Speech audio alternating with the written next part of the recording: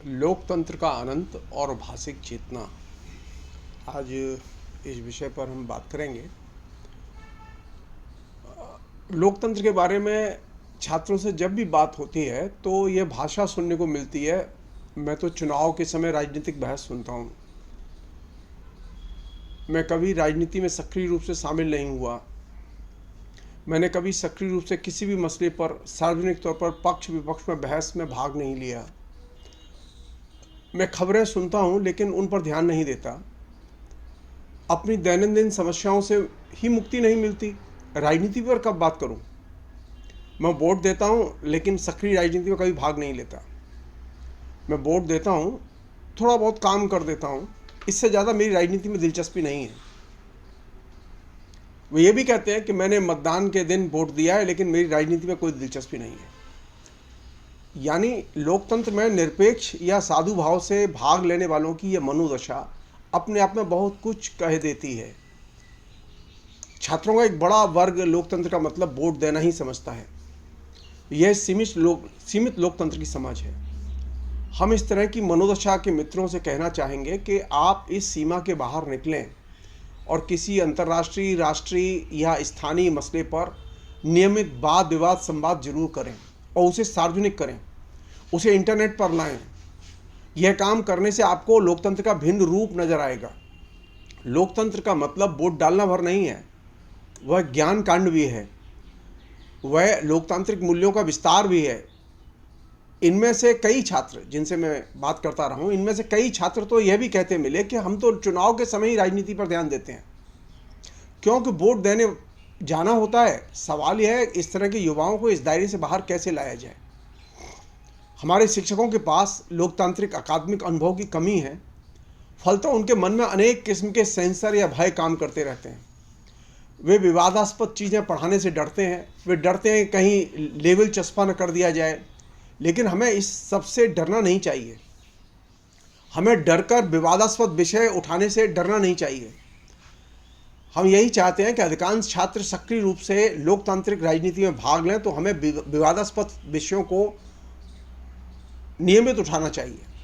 इससे विवाद होगा, छात्रों की शिरकत बढ़ेगी, साथ ही सामाजिक न्याय के लक्ष्य को अपने नज़रिए से केंद्र में रखने में मदद मिलेगी। हम यह भी देखें कि हमने लोकतंत्र का जीवन के विभिन्न क्षेत्रों में विकास किस रूप में किया है, उस विकास का स्वरूप और सीमाएं क्या हैं। यह बात हमेशा ध्यान रहे कि लोकतंत्र असीम है, उसकी कोई सीमा नहीं है। इस क्रम में हमें लोकतंत्र की अवधारणात्मक समझ को भी बहस के केंद्र में रखना चाहिए। सामान्य तौर पर आम लोगों की लोकतंत्र के बारे में समझ क्या है, इसका एक नमूना देखें। कहते हैं, कोट, लोकतंत्र यानी स्वतंत्रता या आज़ादी, चुनने का अधिकार। या कुछ लोग यह भी कहते हैं हम लोकतांत्रिक समाज में रहते हैं, हमें पसंदीदा व्यक्ति को चुनने के बहाने अपनी राय जाहिर करने का हक है।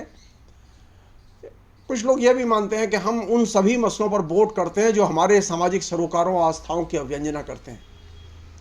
लोकतंत्र की इस तरह की जनप्रिय समझ दर्शाती है कि लोकतंत्र को हम अभी पूरी तरह से समझ नहीं पाए हैं। इसी तरह लोकतंत्र पर बात करते समय अदर या अन्य या हाशिए के लोगों का ख्याल रखा जाना चाहिए।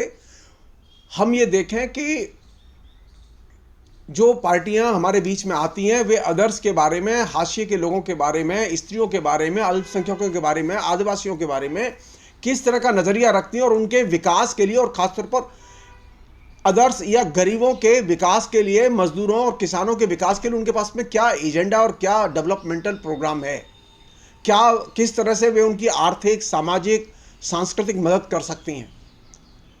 हम अदर को या अन्य को या हाशिए के लोगों को जितना बेहतर ढंग से जानेंगे उतनी ही गहरी हमारी लोकतांत्रिक समझ बनेगी। अदर के प्रति हमारा अज्ञान इन दिनों चरम पर है, जैसे हम हमेशा छिपाते हैं। इसने यह स्थिति पैदा की है कि हम अन्य से नफरत करने लगे हैं या फिर उनके मसलों को लेकर गंभीर नहीं है, उनकी उपेक्षा करते हैं। और एक छात्रों और युवाओं में तो एक समुदाय, बड़ा समुदाय ऐसा पैदा हो गया है जो कि अदर्स से नफरत करता है या उनको एक सेकंड ग्रेड सिटीजन मानता है। हाल में पैदा हुआ जो बहुत सारे आंदोलन हैं, वे आंदोलन अदर्स के उसके सम्मान की, उसके ज्ञान की, उसकी प्रतिबद्धता की, उसकी स्वतंत्रता की और लोकतंत्र में उसकी शिरकत और समानता के दृष्टिकोण की कद्र करना ही नहीं जानता। और यह बहुत चिंता की चीज़ है। इन दिनों हम कह रहे हैं कि राष्ट्रभक्ति पर बहस हो या राष्ट्रभक्ति दिखाओ, लेकिन जब आप बहस करोगे तो आपको राष्ट्रद्रोह पर भी बहस करनी होगी। यह संभव ही नहीं है कि देशभक्ति पर बहस हो लेकिन देशद्रोह पर बहस ना हो। ये दोनों एक ही साथ बहस के केंद्र में आएंगे। इन दिनों संघी बटुक कह रहे हैं जो देशभक्त नहीं है वह राष्ट्रद्रोही है, जो कि एकदम गलत है। लोकतंत्र की बुनियादी शिक्षा 4 बुनियादी तत्वों से जुड़ी है। ये है, पहला, नागरिक चेतना का ज्ञान। दूसरा, नागरिक चेतना के ज्ञानात्मक उपकरणों की समझ। तीसरा, नागरिक जीवन में हर स्तर पर कौशलपूर्ण शिरकत। चौथा, नागरिकता के प्रति समर्पण भाव। इनमें से जो ही किसी भी एक चीज से जुड़ेंगे दूसरी चीज अपने आप खुलने लगेगी। एक शिक्षक की या एक समझदार व्यक्ति की यह जिम्मेदारी है कि वह अपने कौशल का इस्तेमाल करके इन चारों चीज़ों को खोले। इन चीज़ों को खोलते समय विवादास्पद सवाल भी आएंगे, उन सवालों को बड़े ही कौशल के साथ हल करना चाहिए। इसीलिए कहा गया कि लोकतंत्र तो कौशल, ज्ञान, एटीट्यूड और एक्शन और जन शिरकत, इन सबके संतुलन की मांग करता है। लोकतंत्र के प्रसंग में बहुलतावाद को विगत 75 सालों में विभिन्न रूपों में पेश किया गया है। पंडित नेहरू से लेकर नरेंद्र मोदी तक सभी बहुलतावाद की बातें कर रहे हैं। सच यह है कि सर्वसत्तावादी राजनीति के लिए, जिसके प्रतीक स्वयं नरेंद्र मोदी हैं, उनके लिए बहुलतावाद भाषिक उपकरण से अधिक महत्व नहीं रखता। वे सिर्फ बातचीत में बहुलतावाद का जिक्र करते हैं लेकिन व्यवहार में बहुलतावाद को वे स्वीकार नहीं करते। ये नेतागण कभी बहुलतावाद को आचार व्यवहार में लागू नहीं करते, उसके संस्कार में अपने संस्कार में शामिल नहीं करते। बहुलतावाद को यथार्थ से या यथार्थवादी राजनीति से जोड़कर नहीं देखते। पंडित नेहरू की बहुलतावाद की समझ का ही यह दुष्परिणाम या खोखलापन है कि सच्चर कमीशन को बताना पड़ा कि मुसलमानों की देश में किस तरह की दुर्दशापूर्ण स्थिति है। यही हाल औरतों का हुआ। यह कैसा बहुलतावाद है जो हिंसक उत्पीड़क है, हाशिए के लोगों को हाशिए के बाहर निकलने में ही नहीं देता। पीएम मोदी की भी मूलतः वही स्थिति है। उनके लिए बहुलतावाद या भारत की विविधता भाषिक अलंकार मात्र है। उनके आचरण, उनके दल यानी आरएसएस और भाजपा के आचरण का और उनकी नीतियों का बहुलतावाद के साथ में 3 तेरह का संबंध है।